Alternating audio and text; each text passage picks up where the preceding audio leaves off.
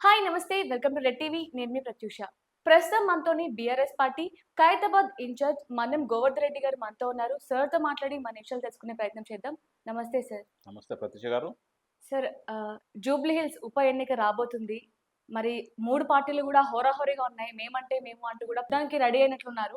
మరి ఏ పార్టీ గెలిచే అవకాశం ఉందంటారు? మన చనిపోయిన మాగంటి గోపినాథ్ గారు ఏ పార్టీలో ఉండేయండి? BRS BRS. పార్టీలో ఉండే. యెస్. 100కి 100% బీఆర్ఎస్ పార్టీ గెలుస్తది. హ్మ్. ఎందుకు గెలుస్తదంటే 3 సార్లు మాగంటి గోపినాథ్ గారు మంచి ప్రజలతో సత్సంబంధం ఉండే. హ్మ్. అధికార పార్టీ 10 సంవత్సరాలు ఉన్నప్పుడు అధికార పార్టీకి సంబంధించిన అన్ని కార్యక్రమాల్లో చురుగ్గా పాల్గొన్నాడు. ప్రజలకు అందుబాటులో ఉన్నాడు. ప్రజలకు కేటీఆర్ గారు మున్సిపల్ శాఖ మంత్రి ఉండే, హెచ్ఎండీ మంత్రిగా ఉండే. అతనితో ఉన్న సత్సంబంధాలతోటి మంచి డెవలప్‌మెంట్ చేసుకుండు హ్మ్. Jubilee hills. సో, ప్రజలందరూ కూడా గోపీనాథ్ గారిని జ్ఞాపకార్థంతో ఖచ్చితంగా బీఆర్ఎస్ పార్టీకి ఓటేస్తారు. అలాగే కాంగ్రెస్ పార్టీ ఎప్పుడైతే అధికారంలోకి వచ్చి దాదాపు 2 సంవత్సరాలు కావస్తుంది. ఇంకొక 3 నెలలు అయితే 2 సంవత్సరాలు అయితది. హ్మ్. ఈ 2 సంవత్సరాలలో జూబ్లీ హిల్స్ ప్రజలకు, తెలంగాణ ప్రజలు పక్కన పెట్టి జూబ్లీ హిల్స్ ప్రజలకు 1% పని చేయలేదు. హ్మ్. ఇది ఇచ్చిన 6 గ్యారెంటీల హామీలు గాని, 420 హామీలు గాని ఏ ఒక్కటి ఇంప్లిమెంట్ చేయలేదు కాబట్టి ప్రజలందరూ కాంగ్రెస్ పార్టీ మీద, రేవంత్ రెడ్డి మీద బాగా కోపంగా ఉన్నారు. అందుకే బీఆర్ఎస్ పార్టీకి ఓటేస్తారు. ఇక బీజేపీ పార్టీకొస్తే సెంట్రల్‌లో ఉంది. అక్కడున్న ఎవరు కూడా జూబ్లీ హిల్స్‌లో ఇంతవరకు డిపాజిట్ రాలేదు. గతంలో హ్మ్. చాలా సందర్భంలో 2014, 2018, 2023లో పోటీ చేసిన సందర్భం ఉంది గానీ, అక్కడ కనీస డిపాజిట్ కూడా రాని పరిస్థితి. హ్మ్. అట్లాంటి వాళ్ళు గెలవడం అనేది ఇంపాసిబుల్.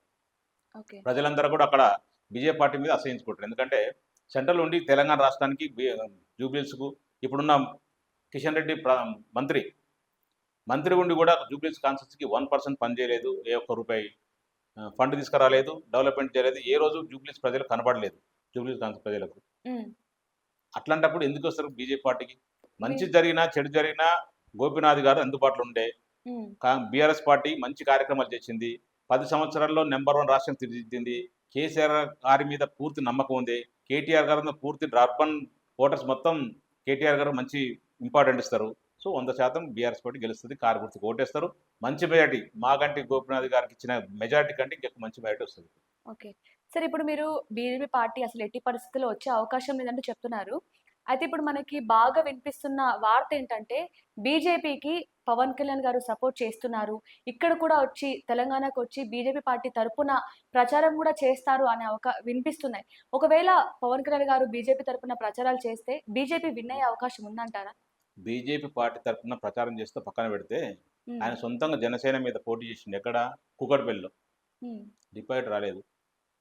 డిపాజిట్ కాదు కాదు ఇంకా అసలు ఇంకా అంతకన్నా 100% లోపల ఓట్లొచ్చినాయి. కరెక్ట్ ఎంత వచ్చిందో తెలవదు గానీ, హ్మ్. అట్లాంటి పరిస్థితుల్లో ఆయన పోటీ చేస్తున్న ఆయన క్యాండిడేట్ పోటీ చేస్తుంది దిక్కులేని పరిస్థితి. ఆయన ఇంకో దానికి పార్టీకి ప్రచారం చేసి ఈడ ఓట్లు వేసేటోడు పవన్ కళ్యాణ్ అంటే సరే ఆంధ్ర ప్రజలకు కొంత కొంత ఆళ్ళ మీద అభిమానం ఉండొచ్చు, పిచ్చి ఉండొచ్చు, ఏముండొచ్చు కానీ తెలంగాణ ప్రజలు ఆయన ఎవరు దేకడు. అవసరం కూడా లేదు. అట్లాంటి ఆయన ఎన్ని మాటలు చెప్పినా తెలంగాణ అడుగు పెట్టడానికి కష్టమే. సరే ప్రజాస్వామ్యంలో అందరూ పెట్టొచ్చు. మనం తప్పుగా అర్థం చేసుకోవచ్చు. హ్మ్. ఎందుకు పెట్టొచ్చు? ప్రజాస్వామ్యం ఎక్కడైనా పోవచ్చు. ఎవరు ఎక్కడైనా పోవచ్చు కాదనంగా. కానీ హ్మ్. తెలంగాణ ప్రజలు పవన్ కళ్యాణ్ నమ్మే పరిస్థితి ఉండదు. బీజేపీ పార్టీ నమ్మే పరిస్థితి ఉండదు.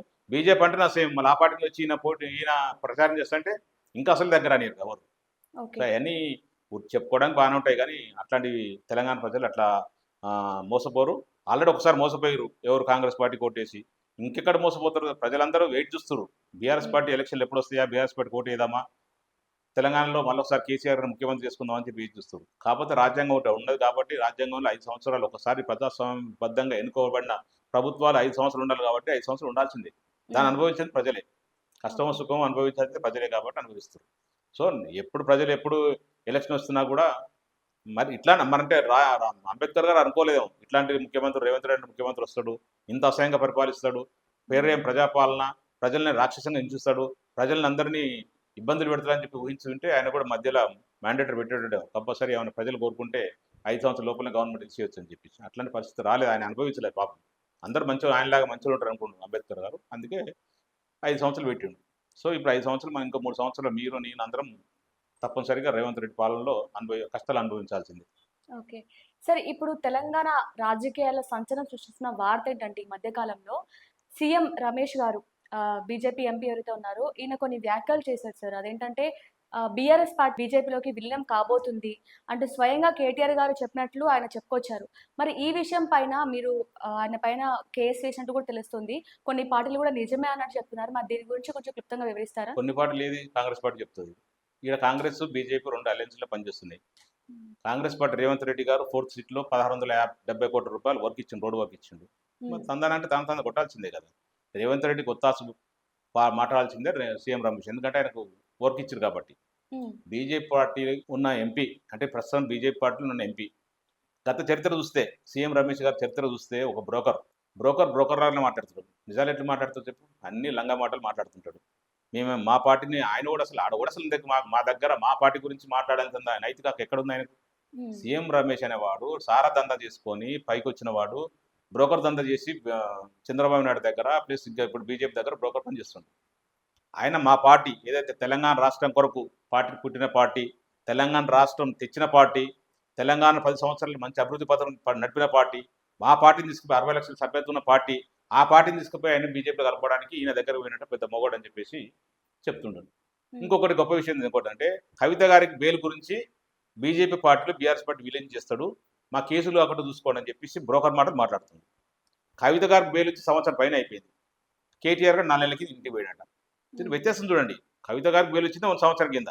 హ్మ్. కేటీఆర్ గారు 4 నెలల కింద ఇంటికి పోయేసి కవిత గారికి బెయిల్ ఇప్పించండి. కేసులు అక్కడ చూసుకోండి అని చెప్పి మేము విలీనం చేస్తాం కావాలంటే విలీనం చేస్తామని చెప్తుంది. అసలు చిన్న మీనింగ్ చూసుకోండి. అంటే హ్మ్. కావాలని ఇంటెన్షన్‌గా చెప్తున్నట్టుగా వార్త. రేవంత్ రెడ్డి గారు రాసిన స్క్రిప్ట్‌ని ఈయన చదువుతుండు. సరే కానీ ఆయన దగ్గర ప్రూఫ్స్ ఉన్నాయంటూ కూడా ఆయన చెప్తున్నారు గదా మరి. ఏ ప్రూఫ్ ఉందని చెప్పిండు? CC camera, TV. హ్మ్. నేను మీ ఇంటికి వస్తానండి. చాయ్ తాగిపోతా. ఒక హ్మ్. బ్రోకర్‌వి, తెలిసిన వాడివి. ఎందుకంటే పక్క రాష్ట్రం ఉన్న ఎంపీవి హ్మ్. పరిచయం ఉంటది. జస్ట్ ఆడడానికి పోతే ఇప్పుడు ఈడడానికి పోతున్నా. ఇప్పుడు నాకు వంశీ బాగా మంచి పరిచయం దగ్గర. హ్మ్. ప్రత్యూష్ గారు బాగా పరిచయం అయ్యారు ఇప్పుడు. పోతే ఒక నిమిషం నమస్తే పెట్టేసి చాయ్ తాగిపోతా. సీసీ హ్మ్. కెమెరా రికార్డ్ అయితది. అంటే నీ దానికి ఏమో దేని గురించి వచ్చినట్టు బ్రోకర్ పని చేయాలని చెప్పినట్టా?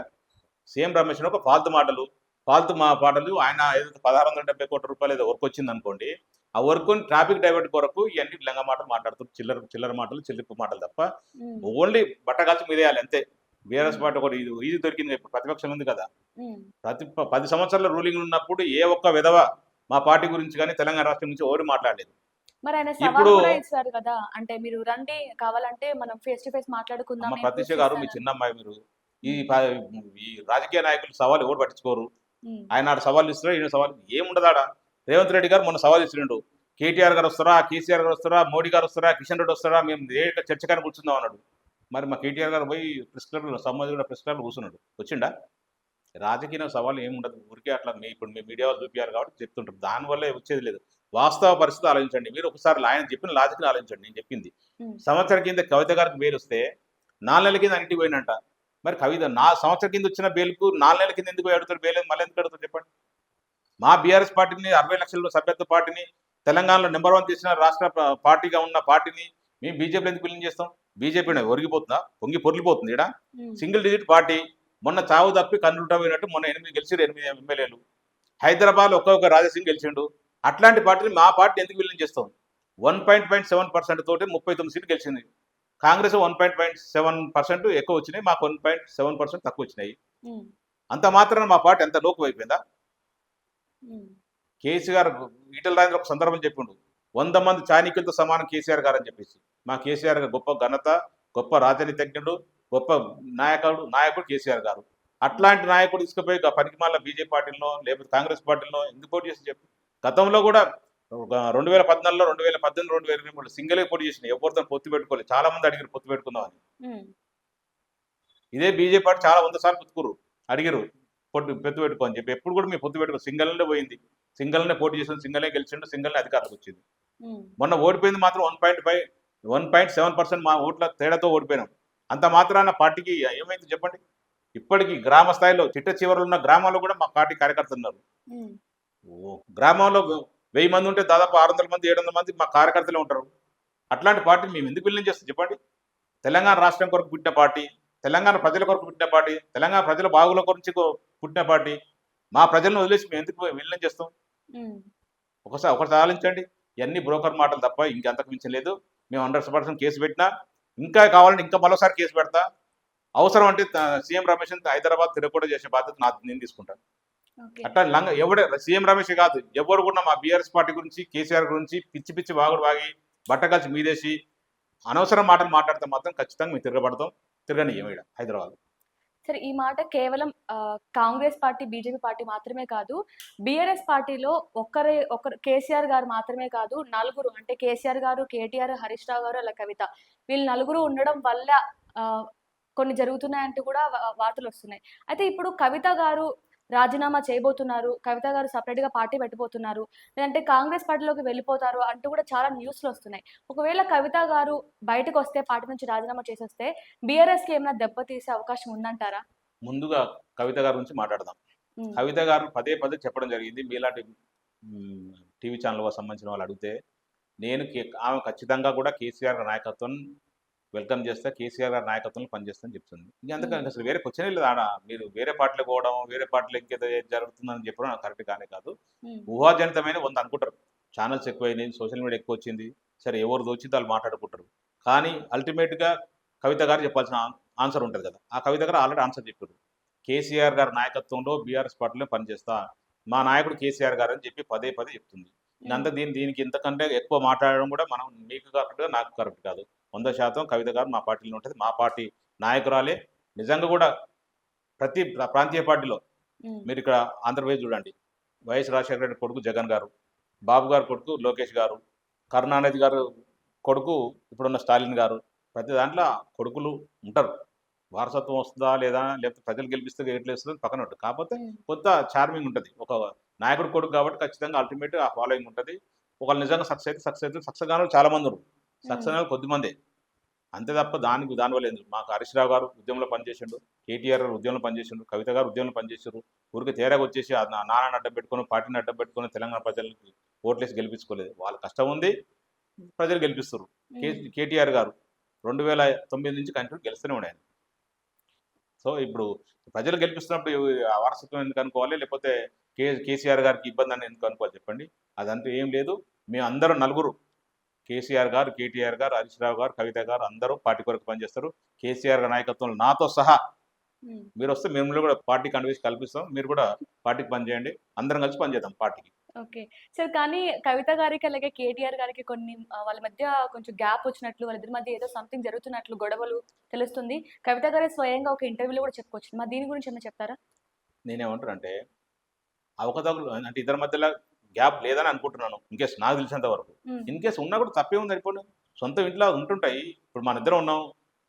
చిన్న చిన్న మాటలలో పొరపాటు రావచ్చు. అంత మాత్రాన ఏదో పార్టీకి నష్టం జరుగుతుందని కూడా కరెక్ట్ గానే కాదు. హ్మ్. ఏదన్నా కూడా పెద్ద సార్ ఉన్నాడు మా కేసీఆర్ గారు. హ్మ్. ఏదంటే సర్ది చెప్తాడు. కవిత గారు తప్పైతే కవిత గారు చెప్తాడు. కేటీఆర్ తప్పైతే కేటీఆర్ చెప్తాడు. హరీష్ రావు తప్పైతే హరీష్ రావు చెప్తాడు. నాది తప్పైతే నాకు చెప్తాడు. హ్మ్. చెప్తాడు, సర్ది చెప్తాడు. అట్లేం పార్టీకి నష్టం ఏమి ఉండదు. చిన్న చిన్న గ్యాప్‌లు ఉంటే మాత్రం ఫుల్‌ఫిల్ మేము క్లియర్ చేసుకుంటాం. అదేం ప్రాబ్లమ్ లేదు. దానివల్ల పార్టీకి వచ్చే నష్టం లేదు. పార్టీ నిండుగా ఉంది. ఓన్లీ ప్రజలంతా తెలంగాణ ప్రజలందరూ ఎలక్షన్ కొరకు వెయిట్ చేస్తుర్రు. తెలంగాణ ప్రజలంతా ఎలక్షన్ కొరకు ఏసినప్పుడు 80-100 సీట్లు గెలిపిస్తారు. మళ్ళా కేసీఆర్ నాయకత్వంలో మూడోసారి ముచ్చటగా ముఖ్యమంత్రి అయితాడు. మళ్ళా సంక్షేమం, అభివృద్ధి, సమపాలన నడిపిస్తారు. హైదరాబాద్ బ్రాండ్ ఇమేజ్ ఎట్లా పెంచిండో, ఇప్పుడు రేవంత్ రెడ్డి పుణ్యం అంటూ పోతుందో, మళ్ళా నిలబెట్టే బాధ్యత మా కేసీఆర్ గారిది, బీఆర్ఎస్ పార్టీది. అంత 100% అయితది. సక్సెస్ అయిద్ది. కొంత వెయిట్ చేయాల్సింది. ఇంకొక 3 సంవత్సరాలు వెయిట్ చేయాల్సింది. సరే ఇప్పటికే మాజీ ఎమ్మెల్యేలు 5 మంది పార్టీ మారినట్టు కూడా తెలుస్తుంది. అంటే ఆల్రెడీ ఒకరు మారిపోయారు. ఇంకా నలుగురు కూడా మారుతారు అని వార్తలొస్తున్నాయి. మరి వాళ్ళు మారడం వల్ల, అలాగా పార్టీ నుంచి వెళ్ళిపోవడం వల్ల బీఆర్ఎస్ పార్టీకి ఏమైనా నష్టం కలిగే అవకాశం ఉందంటారా? మాది అంబాసిడర్ కారు. హ్మ్. మేము మంచి స్పీడ్‌లో పోతాం. 120 స్పీడ్‌లో పోతున్నాం. మధ్య మధ్య స్టాప్‌లు వస్తుంటే దిగుతుంటారు. మధ్య మధ్య స్టాప్‌లు ఎక్కుతుంటారు. హ్మ్. అట్లాంటి వాళ్ళు గూగుల్ బాధితులంటే వాళ్ళు. మిగతా వాళ్ళు నలుగురు అన్నారు కదా ఇంకా. హ్మ్. ఎవరు మన జనార్దన్ రెడ్డి యెస్. ప్లస్ ఇంకొక సరే జనార్దన్ రెడ్డి లాంటి వాళ్ళు ఎవరు పోరని చెప్పేసి కొంత స్టేట్మెంట్ ఇచ్చారు. హ్మ్. ప్రాణం ఉన్నంత వరకు గులాబీ జెండాతోనే ఉంటా. హ్మ్. గులాబీ కండువాలనే కప్పుకుంటా. కేసీఆర్ నాయకత్వంలో పనిచేస్తానని చెప్పాడు. కొంత అవసరాల కొరకు, వాళ్ళ అవసరాల కొరకు, వాళ్ళ ఇబ్బందుల కొరకు పోతుంటారు, వస్తుంటారు. పార్టీ అనేది పెద్ద సంస్థ, పెద్ద పార్టీ తెలంగాణ రాష్ట్రంలో. ఆ పార్టీలో వస్తుంటారు, పోతుంటారు. పెద్ద పట్టించుకోవాల్సింది. మనం చూసినాం 10 సంవత్సరాల గవర్నమెంట్‌లో చాలా మంది ఎమ్మెల్యేలు వచ్చారు. చాలా మంది ఎమ్మెల్యేలు పార్టీ ఓడిపోగానే 2, 3 నెలల్లో వెళ్ళిపోయిన సందర్భం మనం చూసినాం. హ్మ్. అయ్యి మనం పెద్ద పరిగణన తీసుకోవాల్సింది. పార్టీ ఎక్కడ పోదు, పార్టీకి నష్టం లేదు. గువ్వల బాలరాజు లాంటి వాళ్ళు వస్తుంటారు, పోతుంటారు చాలామంది. పార్టీకి నష్టం లేదు. పార్టీకి క్యాడర్ ఇంపార్టెంటు. గువ్వల బాలరాజు గారు పార్టీ మారితే కరెక్ట్ 100 మందిలు బీజేపీ పార్టీలో జాయిన్ కాలేదు. ఆయన ఒక్కడే పోయి జాయిన్ అయ్యిండు. ఆయన బీజేపీ పార్టీ ప్రెసిడెంట్ రామచంద్రరావు గారు క్లియర్ చెప్పారు. ఇప్పుడు నా మామూలు సభ్యత్వం ఇస్తున్నా, 100 మందిని జాయిన్ చేపిస్తే 100 రూపాయల సభ్యత్వం ఇస్తా అని చెప్పిండు. ఉమ్, ఇది నిదర్శనం, అదొకటే మనం గుర్తుపెట్టుకోవాల్సింది. అంటే నేను ఒకటే పోయి చేయను, క్యాడర్ ఎవరు సపోర్ట్ చేయలేదు, క్యాడర్ ఎవరు పోలేదు. ఇంకో 100 మందిని బతలాడుకొని తీసుకుపోతే అప్పుడు 100 రూపాయల సభ్యత్వం ఉంటుంది కదా, దాన్ని ఇస్తా అని చెప్పారు. సో పార్టీ నాయకులు వస్తుంటారు పోతుంటారు, కానీ క్యాడర్ ఎట్టి పరిస్థితుల్లో బీఆర్ఎస్ పార్టీతో ఉంటారు. బీఆర్ఎస్ పార్టీ తెలంగాణ ప్రజల్ని ఎంత బాగా చూసుకుందో తెలంగాణ ప్రజలు తెలుసు, అనుభవించింది తెలుస్తుంది. అది నాయకులు ఏంటంటే ఇవాళ రేపు నాకు ఎవరు 10 కోట్లు ఇస్తాడు అక్కడ పోతుంటారు, ఎక్కడ అమ్ముడు పోతే అక్కడ అమ్ముడు పోతుంటారు. నిజంగా నాకు అక్రమంగా సంపాదించిన వాళ్ళు ఏమైనా ఇబ్బందులు అవుతున్నట్టు మళ్ళీ పోయి అధికార పార్టీలో జాయిన్ అవుతుంటారు. దాన్ని పెద్ద పట్టించుకోవాల్సిన అవసరం లేదు.